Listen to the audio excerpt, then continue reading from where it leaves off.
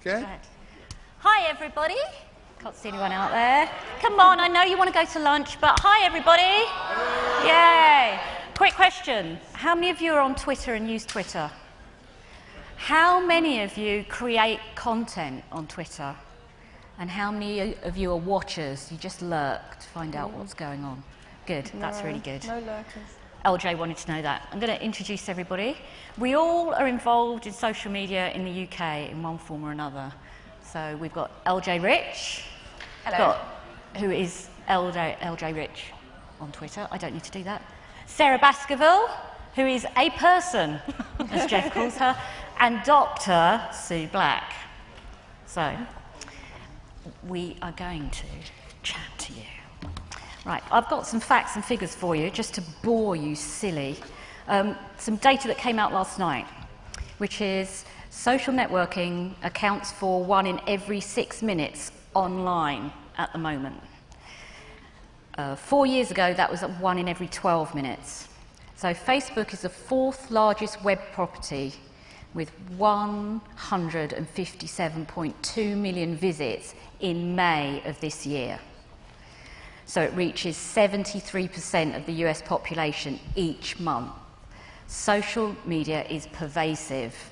Twitter and Facebook follow us everywhere these days, and we're being asked to follow, like, friend, all around us, on subway adverts, hashtags on our TV programs. So that's why influence in social media is becoming more and more important, and we're going to talk about that. So I'll hand over to LJ.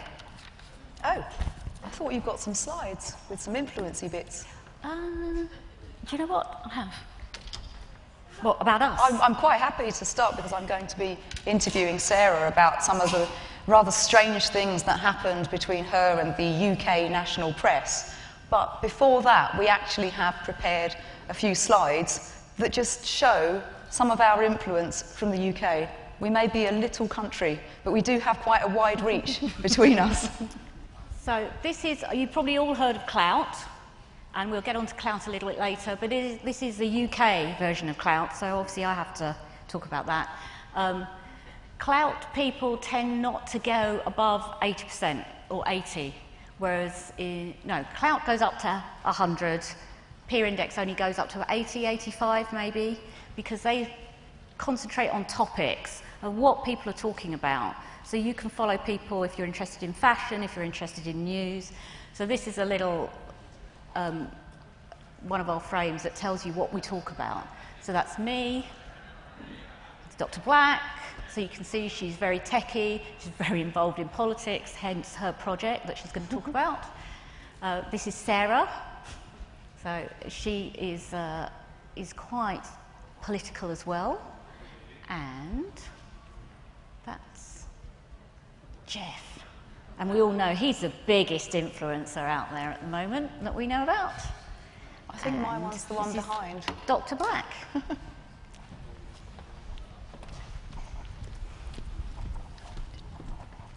Thanks, Gabrielle.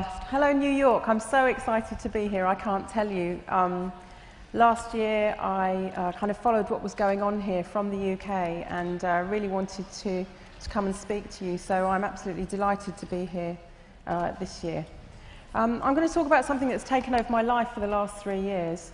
I'm going to talk about campaigning to save Bletchley Park. How many people have heard of Bletchley Park? Yay! Is that 2? I can't see very well. Not very many people. Okay, Bletchley Park is the place in the UK where the code breakers worked during the Second World War. So there were about 10,000 people that worked there, cracking the codes. You've probably heard of Enigma, the Enigma machine that the Germans used to send messages to each other. So it's the place where those codes were cracked. There were, I think, 10,000 people, 300 US intelligence there as well. So they weren't just English. So the first time I went there was probably about 7 years ago. I went there for a meeting and then walked around afterwards. It's a 26-acre site and it's a museum today. And I heard about the contribution of women because there were 10,000 people working there, but I was amazed to find out that more than half of them were women. So, you know, women kind of in there at the early stages also of computing, because computing machines were built there to help with the code-breaking effort. So, on a walk around, I found out about the women's contribution and wanted to highlight that to the world. And so got some funding for an oral history project called The Women of Station X, because Bletchley Park is also called Station X. And here are some photos from the time, the black and white ones, and two of the women that work there. This is a photo of them. The colour photo is Jean Valentine and Ruth Bourne, two veterans who still take people round today, and they're both in their 80s, amazing people. So this is one of the huts at Bletchley Park. I found out several years after that, at the launch of the Women of Station X project, I found out from the director that Bletchley Park might have to close because they didn't have enough money. So I was upset about that because we need to cherish our heritage, I think, and the fact that 10,000 people work there, and the work that they did was said by Eisenhower to have shortened the war by 2 years. And at that time, 11 million people a year were dying during the Second World War, so potentially saving 22 million lives. So to me, that's a very important thing that happened there. So this is Hut 6. I was standing outside Hut 6 on a tour of Bletchley Park, and one of the veterans was talking about the amazing things that happened there. And I just thought to myself, this is ridiculous. This place doesn't have enough money to keep going, no government funding, and the huts where the codebreakers worked are falling down. I've got to do something about this. So I went away, and at the time I was head of a computer science department at the University of Westminster, and I emailed all the heads and professors of computing in the UK with a photo saying, this is a disgrace, please help me do something about it. So we wrote a letter to the Times, and about 100 of them signed it. And I also contacted the journalists that I knew to try and make a bigger impact, and ended up on the BBC News and the BBC Today programme. So kind of the beginning of the campaign was all about using traditional media. I wasn't really... Just letting you know. I didn't really know much about social media at the time. I got lots of response from that. This guy here is a guy called Captain Jerry Roberts, who works at Bletchley Park, one of the veterans, and here he is giving a talk about his contribution and what he did. And one of the things that he said that was amazing was that he deciphered a message which at the end of it said Hitler, Führer. So he deciphered a message that came straight from Hitler. So 3 years ago, along with the people that you can see here, documentally Sizemore and Jemima Knight,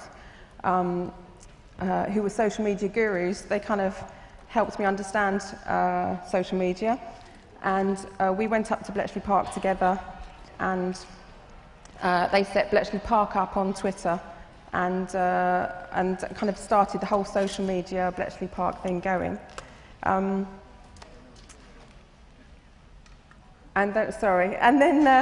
So after that, I started using Twitter. Bletchley Park started using Twitter, and I thought, okay, we need to try and get a celebrity involved. So I sent Stephen Fry a few direct messages one evening, and the next morning, luckily, he tweeted about Bletchley Park, and this shows the number of tweets and how much it trended after Stephen Fry tweeted about it. And for that day, I was the most retweeted person on Twitter ahead of Stephen Fry, so that will never happen again, I don't think. And Stephen Fry visited a few months later. Right, I'm running out of time, so I'm going to go through really quickly. I'd just say if people want to find out more, they can follow you. Okay, so here's some veterans. Please come and talk to me. These are some people that really contributed to helping Bletchley Park, to save Bletchley Park.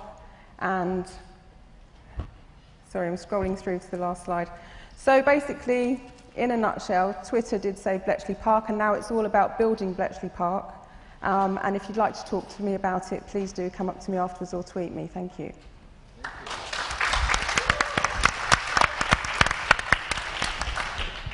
Okay, hello everybody. How many of you are quite hungry? And how many of you are interested enough to stay and listen to Sarah and I plough through our presentations? That's New York City.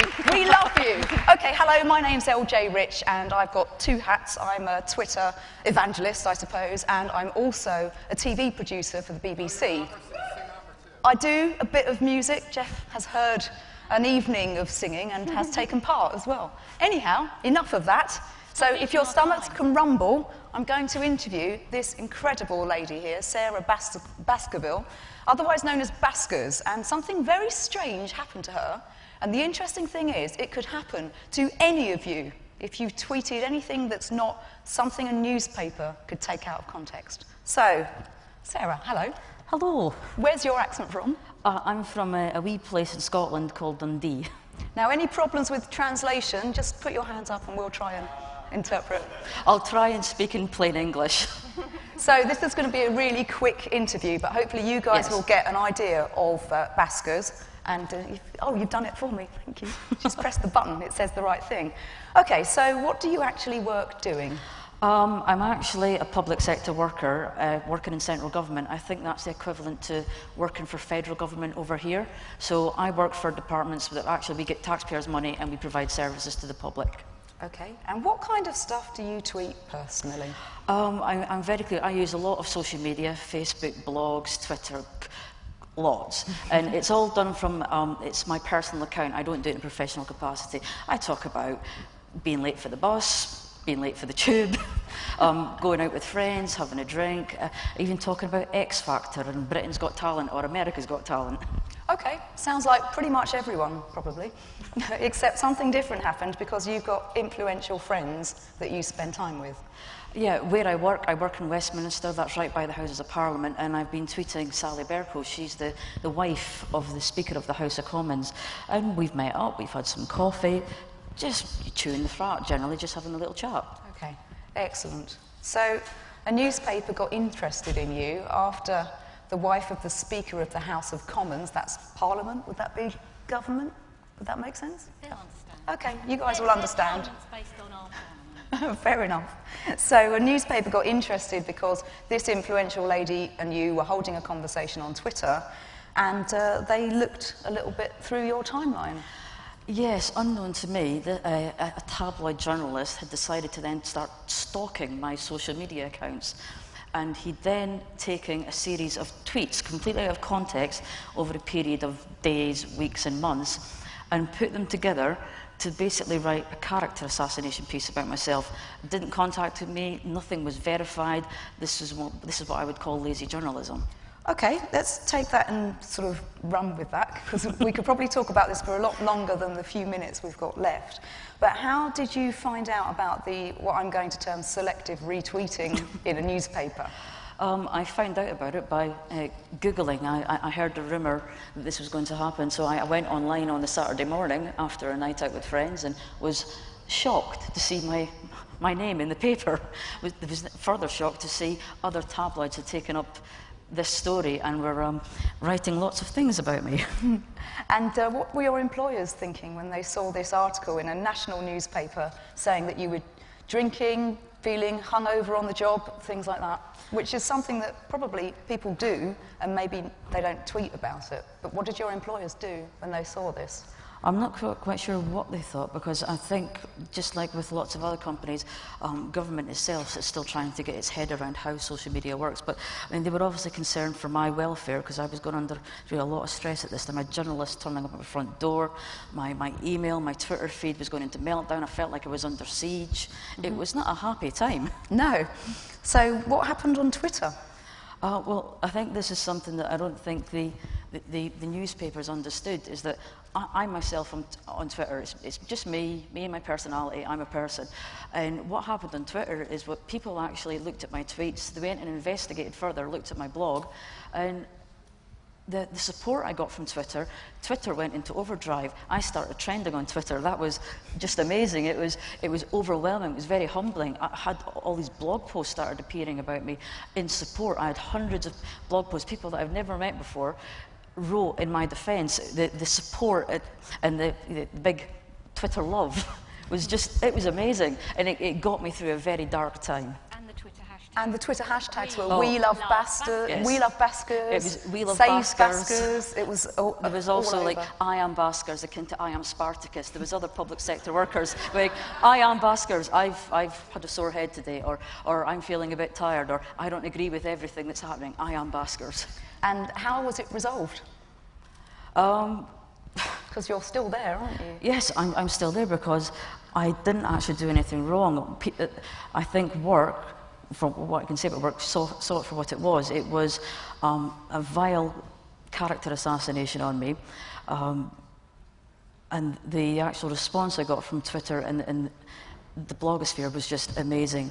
It was because of Twitter, because of everyone out there blogging about me, that I'm still here. I survived. Yes. And what have you learned? Hey. Thank you. And what I've learned and what I would say to everyone else who uses social media, it's about just being honest, keeping it real and being yourself. That's Sarah Baskerville, everyone. She's at Baskers on Hello. Twitter if you want to find out more. Follow me. Okay, I'm going to stand up and say hello properly because I've got, 32 seconds before the music plays. I'm not entirely sure how I'm going to manage this, so I could actually go twice as quickly and then you could sort of slow it down afterwards on video. Oh, thanks very much. Or I can just let the music play and just tap dance alongside. I'll ask Jeff nicely. Do you guys manage if are you all right if I have another 2 minutes of your time? Thank you, New York! Crowdsourcing at its best. I feel very naughty now. Okay, my name's LJ Rich. Oh, can you still hear me? Excellent. I've got two hats. I run my own company at home. I write music for TV, and I also work as a TV producer for the BBC. So I've got a kind of strange attitude towards influence because my personal influence is not bad. I don't know why the slides aren't working, so I'll just put this down here. I know it all in here. So my personal influence is pretty good, but my professional influence is very interesting because I helped to grow BBC Click's Twitter account to 1.8 million followers. And I'm going to tell you, thank you, I didn't think I'd get a clap for that. Wow, I might try out some of my rubbish material. Is it? We're back. Excellent. Wow, I'm really making this look easy and smooth. No, that says, thank you. Okay. That's somebody else's. You know what? I'm going to just quit while I'm behind. Okay. But thanks, Jeff. You rock. So 1.8 million followers is quite a lot. And the reason that it grew, I think, was threefold. It was the right time, because I did it in April 2009 when I was producing a piece about the growing popularity of Twitter. And I had the idea to use Twitter itself to ask people what they thought was going on in the Twitter sphere. So what that meant was I was engaging an audience of people who were already technology savvy, early adopters, and interested in people who wanted to engage with them. So this was back in the day when there weren't really hashtags. It was the golden age of social networking in the UK, and I'm sure you guys had a similar experience where everyone just sort of got together, and there was a time when you had a small Twitter group and everybody knew each other. So it was around that time, if you can cast your mind back. And what I did was I engaged with the Twitter audience and asked them what they thought I should be talking about and we should be doing for the programme. And I think at the end of the first 2 or 3 days of something I call the Great Big Twitter Experiment, our followers had grown to a 6-figure number. And now, what happens is I've got this giant account that I now help to run, that everybody in the programme, BBC Click, also now takes turns, because it's kind of nice. I'd like to thank the director and yes, the upshot is how do you tweet to 1.8 million followers? Carefully. And if you want to know more about the stuff that I do, I'm at LJ Rich. Thank you very much. I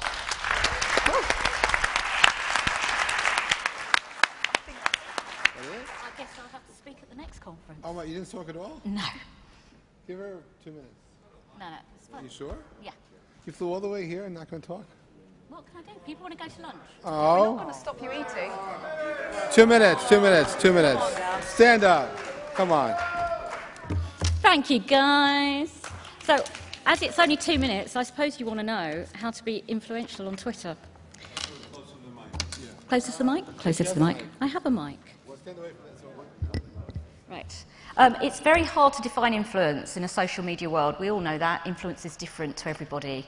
So my influencer may be someone in the news, it may be someone techie, and your influence may be a baseball star or somebody on American TV and what they say and what they wear. So influence is one of those things. So I would advise people to, and I say this from a little bit of experience, which is PR Week came out with a social media influencer list in the UK in February, and when it came out I was number 2 on that list when it was overlaid with Peer Index. So surprising, but hey. And I'm apparently one of the top 100 influencers in the UK at the moment. But that's dynamic, it changes, it could change by Monday. So influencers are trusted, and you earn trust through truth and engagement. Be yourself, and it's about the quality of your writing. You know, not all tweets are equal. Good links, good writing, and be amusing and be funny, and people like that as well. So I'm not going to go on too much, but if you want to find out more and you want to talk to me, come and find me later, follow me on Twitter, and we'll talk stuff. But all I have to say to you is, don't worry about the numbers. It's about the subjects you talk about. As my friend Peter Shankman says, numbers on Twitter, follower numbers on Twitter are the new penis envy, so just don't get involved in it. Thank you very much. Thank you. Talk to you later. Thank you all.